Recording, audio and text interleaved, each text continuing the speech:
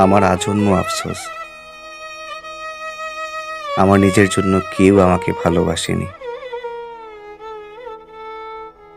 একদম যে মৌলিক মানুষটা, সেই মৌলিক মানুষটার সাথে কেউ একটা আস্ত জীবন খরচ করে ফেলবার মতন দুঃসাহসিক সিদ্ধান্ত নেয়নি। কেউ কেউ এসেছিল, ২-৪ বেলা কথা হলো, ২-৪টা পথ হাঁটা হলো, ২-৪টা গল্প বলা শেষে চলে গেল অন্য কোথাও, অন্য কোনো শ্রোতার কাছে। আমার মাঝে মাঝে হাসি পায়, নিজের দিকে তাকিয়ে তাচ্ছিল্যের হাসি হাসতে থাকি।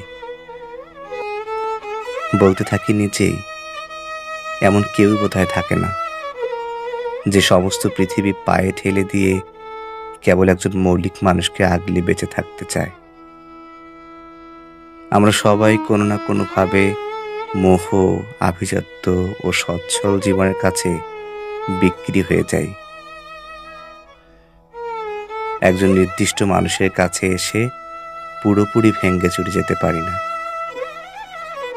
একজন নির্দিষ্ট মানুষের কাছে এসে পুরোপুরি ভেঙে চুরে যেতে পারি না।